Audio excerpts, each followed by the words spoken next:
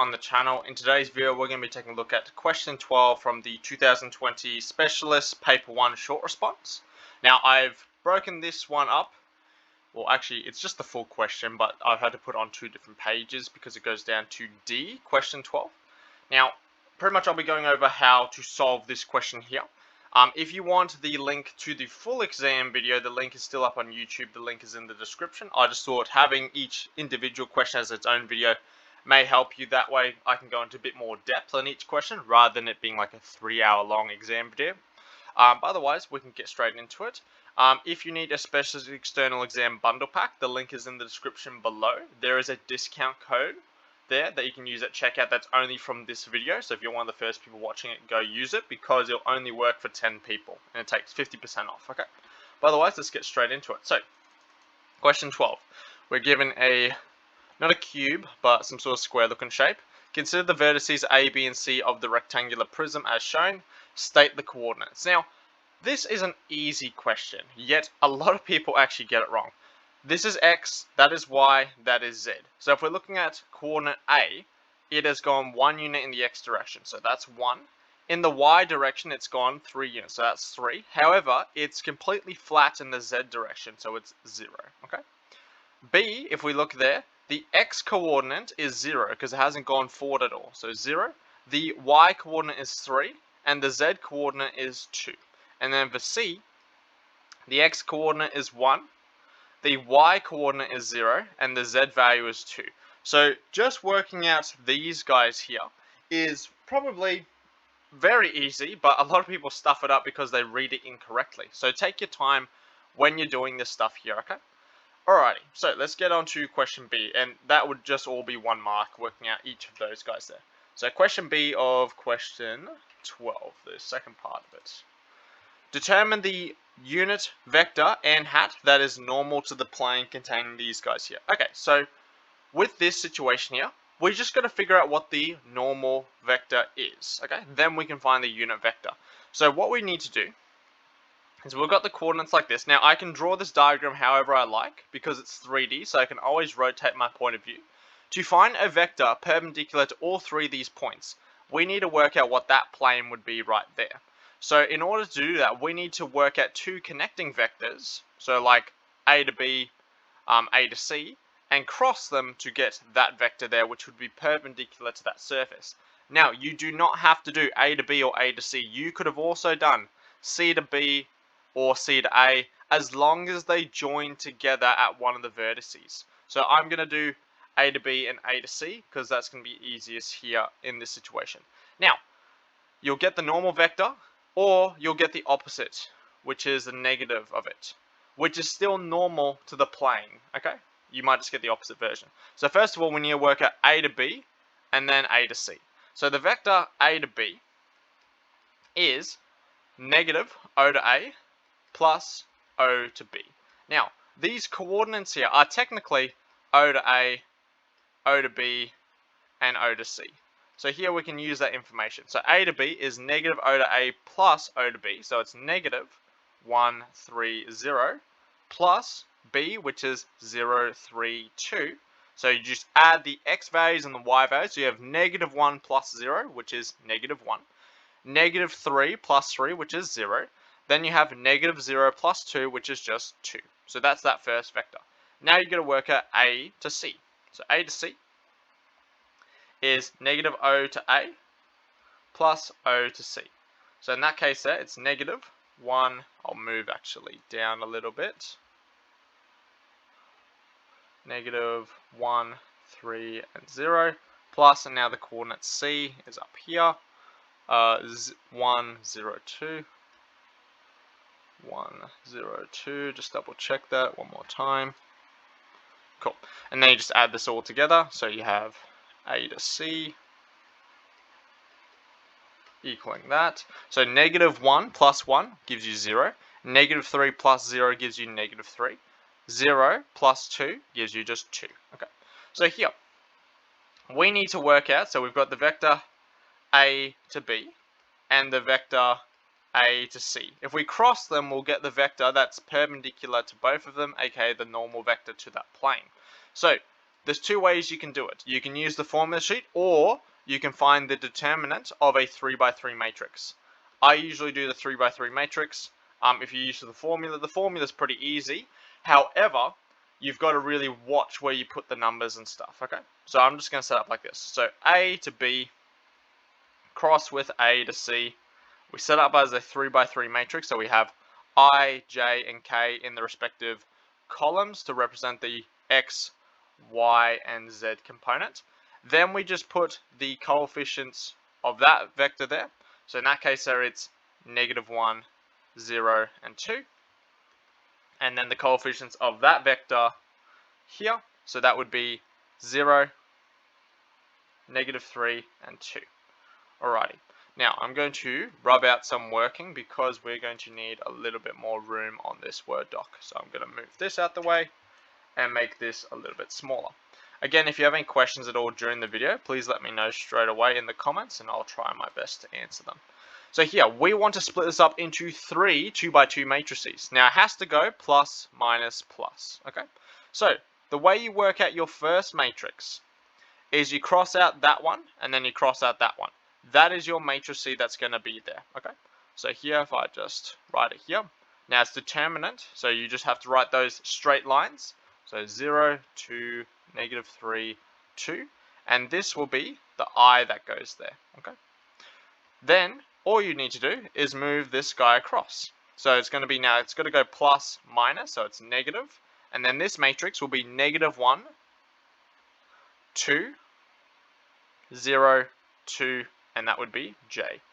Then we just move this guy one more across, and this would be your final matrix, which would be positive, -1, 0, 0, -3, and that would be K. Okay, now we've just got to find the determinant of each of those 2 by 2s. Now, that should be pretty easy. So if you have a 2 by 2 matrix like this, A, B, C, D, the determinant of that would be AD minus BC. So we're just going to do that with each of them here. So here you'll have 0 times by 2, which is 0, minus -3 times by 2, which is going to be positive 6. So positive 6i is your x component. Then this one here, you're going to have negative, so -1 times by 2, minus 0 times by 2.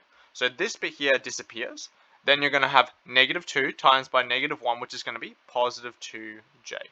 Then we got this last one here.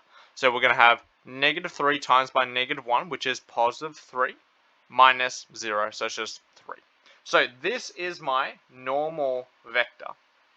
Now, we have not finished the question because they want the unit vector that is normal to the plane. So what we do here is we just write that out like this. Now you'd have to show all this working, I imagine, but you got to remember I have cut out a lot of, like, the lines are working where you would put a lot of the stuff, just because I wanted to fit it all on the Word doc. Now I'm just going to get rid of all of this. So if we made a mistake, we are going to be in a lot of trouble. I'm just going to move this guy up here. So here, a unit vector means it would have a length of 1. Now you should remember this from year 11. If you don't, you're in a lot of trouble because that's really easy. So here, to find a unit vector, so that's what the hat is. So n hat, so if you want to turn a number like 5 into 1, you divide it by itself. So if you want to work out a vector with a length of 1, you have to multiply by 1 over its length. So a unit vector for n hat is 1 over the length of n times by the vector itself. So here we just got to work out what this one is going to be. So the length of this vector is going to be pretty much the square root of each of these guys squared out together. So it's like Pythagoras' theorem in 3D. Okay, so like this, and then we work out what this will be.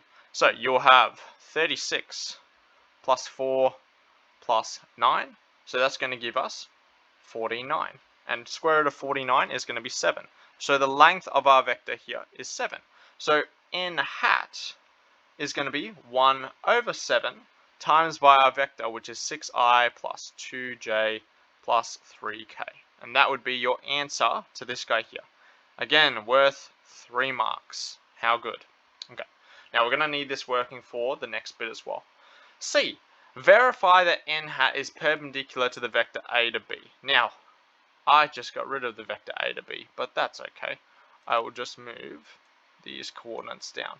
So, using your vector a to b, which we had before, which I'm going to have to write again. So, a to b was negative o to a plus o to b. Now, this is pretty much a verify question, so if this doesn't work, then we've made a mistake on our previous working. Now, how we can verify that they're perpendicular is if they are perpendicular, then their dot product should be equal to 0. So just writing that down might give you a mark, but you've also got to demonstrate that. So a to b, I believe, is this, negative 1, and then 0, and then positive 2. So here we have the vector a to b, which is negative I plus 0j plus 2k, and then our normal vector, I'll bring that guy down, get rid of that now. Yes, was this guy here. Now, when you're dotting vectors, I prefer to write it in column form. However, you can write it as a different format if you want, like this here. So here, n hat dotted with AB. I'm just going to write it as, so 1 over 7. Then here we'll have 6, 2, 3, dotted with negative 1, 0, 2. So when you're dotting vectors, you multiply the x components by each other, and the y components by each other, and the z components by each other, and you add them all together. Now here we're going to leave the constant at the front because it actually won't make a difference here. So 6 times negative 1 is negative 6, plus 2 times 0, which is 0, plus 3 times by 2, which is 6. So here we get negative 6 plus 6, which gives you 0. So you have 1 over 7 times by 0, which gives you 0. So we've just proven n hat dotted with AB is equal to 0. Okay, and that's how you answer question C in this part here. Okay, alrighty, so let's take a look at, well, actually we should probably keep all that working just in case. We don't need this anymore though. Now here, D, determine the Cartesian equation of a plane that contains A, B, and C. So, the vector equation of a plane is given by this guy here, where R is your vector, X, Y, and Z. N is your normal vector, and A is a coordinate on the plane. Now, you can pick any of the coordinates A, B, C with this one here, because they said determine the Cartesian equation of the plane that contains A, B, and C. Okay? Because we've already constructed the normal vector from those points, it doesn't matter which point you pick for your dot product. So I'm just going to pick coordinate A in this case here. You'll all get the same answer though. Okay? So here I'll just bring this guy down. So in this case here, that is your A, that's your R, and our N. Now we're not going to use the normal vector, we're not going to use the unit vector here. We're just going to be using the normal vector, which is this guy here. So here your normal vector is the 6, the 2, the 3. So here all we need to do is chuck all this information into our vector equation here. So what that leaves us with is X, Y, Z dotted with 6, 2, 3 equals 1, 3, 0 dotted with 6, 2, 3. Now I'm just going to get rid of that. Now we just evaluate the dot product, and this will give us the Cartesian equation. So, x times x, y times y, and z times z. And you repeat that process as well on this side here. Now on the right hand side, you'll get given a constant, which is just a number. And then on the left hand side, you'll have an expression. So here, x times 6 is 6x, plus y times 2, which is 2y, plus 3 times z, which is 3z, equals 1 times 6, which is 6, plus 3 times 2, which is 6, and 0 times by 3, which is 0. So what we're left with is 6x plus 2y plus 3z is equal to 12. And that is your correct and final answer for the Cartesian equation. Alrighty. Is this question hard? No. It's an easy 8 marks if you understand how vectors work, okay? If you don't know how vectors work, you need to work on them a bit more because most people should be able to get all these marks here, okay? If you have any questions from this video, leave something in the comments and I'll try my best to answer it. If you need the Specialist External Exam Bundle Pack, link is in the description below, and like I said, there's a discount code there, but that'll only work to a couple people. But otherwise, if you need the full exam video, link is in the description below or somewhere on the channel, okay? But otherwise, I'll see you in the next video.